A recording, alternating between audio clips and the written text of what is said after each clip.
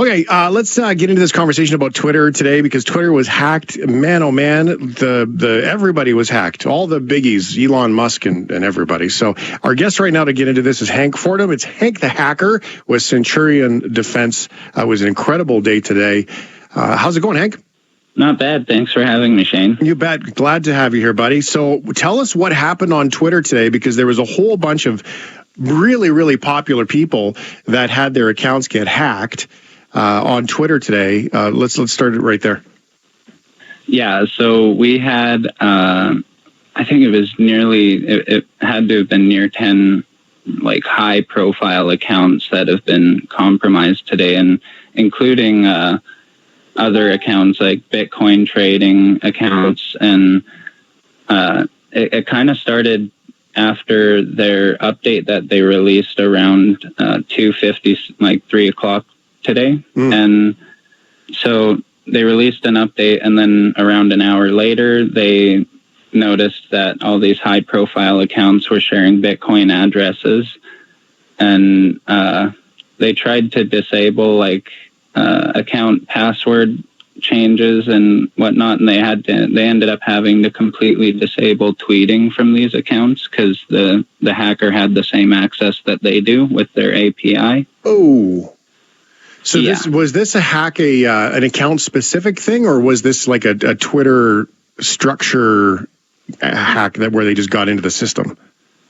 So it hasn't been confirmed yet, but from what I'm seeing online, it looks like this could have either been the second insider job this year, but the more likely case seems to be that, and Twitter confirmed this by tweeting an hour ago, seems to be that one of their employees were social engineered. And this kind of goes back to our interview a couple months ago when COVID was just kind of developing, and talking about how complex some of these campaigns are getting. Mm-hmm. And so it could even be a result of employees working from home and being more vulnerable to things like a spear phishing campaign, or even just being targeted through email and convinced to either download something or enter credentials. So if, just to translate that, I'm working my job doing the show from home. Someone manages to get through on even my personal email or my corporate email, but it's the machine that I connect to the system with. Therefore, now they've got a pipeline into the main servers, and they can access and do what they want, that kind of thing? Yeah, or they could even, take control of the machine after having you download a malicious file and running it, and steal files. Like they could steal sensitive tools if you worked for, so Twitter probably has tools for controlling their API. Mm-hmm. And that, I think that might be what the hacker got a hold of in this case. Wow, that's interesting. So when you said they did an update, that was like a Twitter update, then all of a sudden someone found the vulnerability right away? Is that how that works? Yeah, I'm not too sure if it's related, but an hour before the first tweet appeared, Twitter released an update for just for viewing messages in the bottom of your browser like you would on a few other social media platforms. And seems like right after they did that update, this happened. So I don't know if that was related, but it seems pretty coincidental. Is it one of those things where a hacker could have access to this for a really long time, weeks and weeks, months and months? They don't pull the trigger on it till something like this or opportunity comes up? Does that happen? Or is it just total opportunistic? Like it's just like, hey, I'm in, quick, run it. Oh yeah, it happens all the time. But I think in this case it might be that they jumped on it as soon as they found it.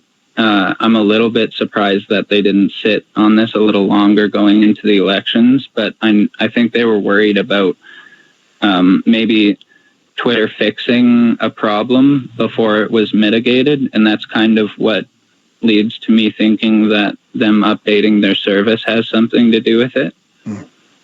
That's interesting, man. How much of this goes on all the time? Is this normal fare? Because, it hit Joe Biden, it hit Elon Musk, every top line account that you can possibly imagine for famous people with lots of money. And so I think they went after the famous people with lots of money. That's why the Bitcoin links were sort of appealing there, like, hey, free money. But does this happen all the time? Oh, it happens more than you know, Shane, and especially with these big names and names that are kind of intertwined with the Bitcoin community. I think it was not even a few months ago that Twitter was trying to deal with people trying to use Elon Musk's name on their accounts and then posting that they were giving Bitcoin away or posting their Bitcoin address to try and get their followers to send them Bitcoin. And it even happens to small business owners, private business owners, like private entities. It happens all the time. And so being a structural access for the most part, you would think that must be incredibly tough, because it's not like just changing your password would fix that, would it?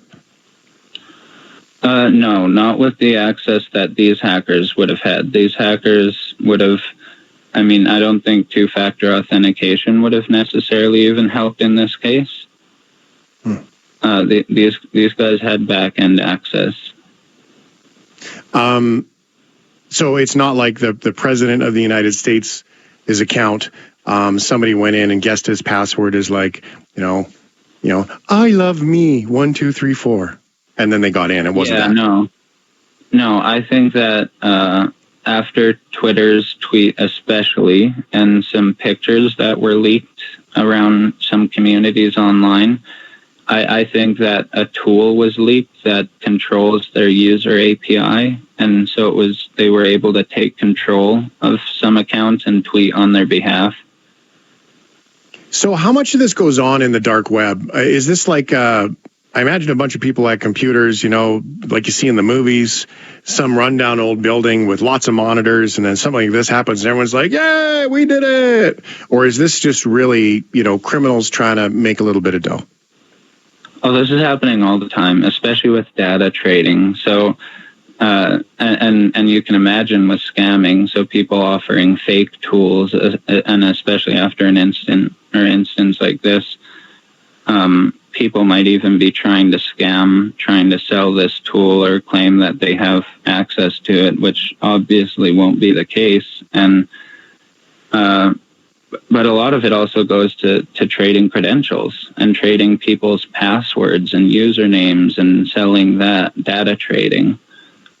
What does that look like? Is it like just two people are like, hey man, I've got these passwords, you've got those passwords, want it like Pokemon cards, or is it just full on commerce, access to databases? How does it work? As bad as it is, sometimes that is what it looks like. There's communities on the clear web, like the internet that we all have access to, and there's communities on the deep web.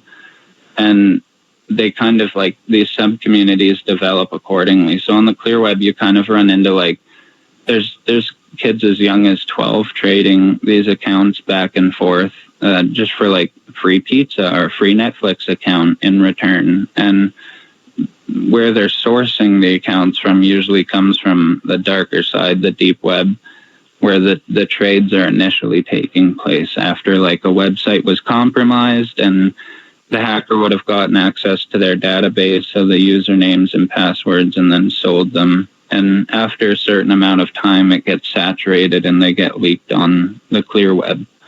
Then people start to find them. Yeah, you can even see if you've been compromised in one of these breaches by looking at haveibeenpwned.com. How do you spell pwned? PWNED. It's kind of weird to spell, but haveibeenpwned.com. Okay. It's a service made by an Australian cybersecurity researcher, Troy Hunt.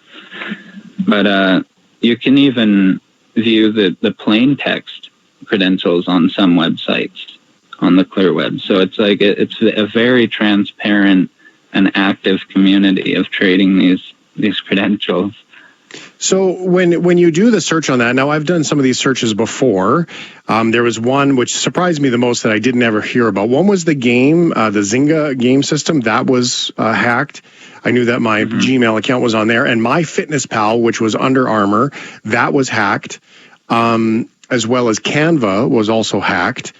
So now these are big websites, big organizations, and the information I was never told about it. Would have been handy to be told about that.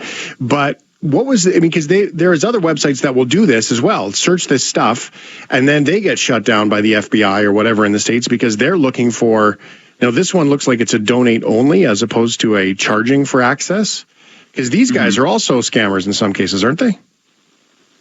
Yeah, and there's cases like there was a website I mentioned in one of our interviews that was actually seized by the FBI after. And I think that as these services become available and as people find loopholes to offer these services on the clear web, and I guess in some ways a good example would be Have I Been Pwned? It's even evident the fact that Microsoft is noticing this. Like they announced last year that they want to discontinue passwords in favor of biometric systems or physical authentication keys, so like the YubiKey or something. Wow, that's a whole other privacy conversation about our retinas or our fingerprints or whatever, isn't it? Yeah. Wow, it's so good. So what else is going on the deep dark web, where I find it kind of freaky? I imagine that you put on a hoodie, right, and you play some really sinister music, and then you log into the deep web and you go looking around and see what the bad guys are up to. So what's it's got to be a rainy day, by the way, when you do this, in my mind. So what else is going on in the dark web that everybody should know about today?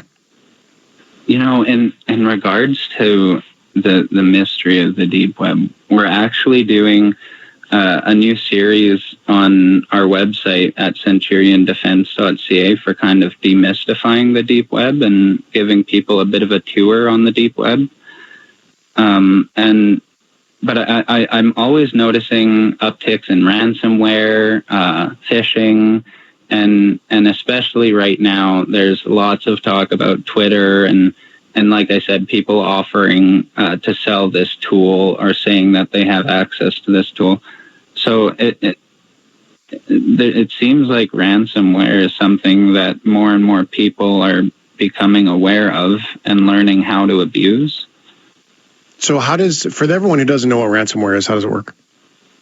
So if you get an email, and these files can even be disguised in a document file now. They can even be disguised as an Excel file and a few other possibilities. But if you happen to run one of these infected files, then it'll encrypt all the files on your computer, all the photos, all the documents, everything, and it'll demand a Bitcoin ransom. And so Bitcoin is the cryptocurrency that, oddly enough, that the Twitter hacker was using today to collect money. And they'll generally ask for a certain set, and then they'll give you 24 hours, and if you don't pay it, they'll double it. And there's even been law enforcement agencies that have been hit by ransomware, and they've been told that they should just pay the ransom because it's the easier and safer way out. What about hospitals? Didn't we have a conversation about hospitals are vulnerable to ransomware? Imagine everyone's health records and the hospital gets locked up and shut down because of that. Yeah, and especially right now, in the last few months with the COVID situation developing, hospitals have become a much larger target for ransomware attacks. And you've even noticed that in the media with a few reported attacks happening in Canada. And but that doesn't leave anyone out for being a victim. Anyone can be a victim to ransomware because you might have sentimental files, or if you're a small business, you might have important files in terms of your business, and etc. So looking at one of my email addresses that I looked up here, and there's no surprises here for me. So I searched one of mine, which is for one of my companies. These are big companies, man. These are like Evite is on there. There's of course Spamlist, LinkedIn is on there, MySpace is on there, as well as Adobe's on there. So these are not like just Joe Blow weird websites that we've logged into that have been hacked into. These are the big guys. Well, yeah, and this has kind of led to compromise one of like the most, I guess you could call it, infamous database lists that's been released so far is like collection for. It literally makes up almost a quarter of the world's population in unique emails and passwords with usernames included. Collection number 1 comes up for me on mine. So I almost made the cut. Oh, it's amazing. Hank Fordham, thank you very much. By the way, we have dubbed you Hank the Hacker. I hope that's okay. It just kind of happened by accident. Thank you. I like it. You do? That's it? We can keep it? Yeah. Oh, done. Yeah, I like it. Hank the Hacker. If you want to get out more about that and learn a little bit more about what they're doing, CenturionDefense.ca. Hank Fordham, he's a hacker. He's a white hat hacker. He's a good guy, and he's spending some time with us. Thanks so much, Hank. Awesome. Thank you so much for having me, Shane. I'm Shane Hewitt. We'll be back in a moment here on The Shift. It's late. You're up.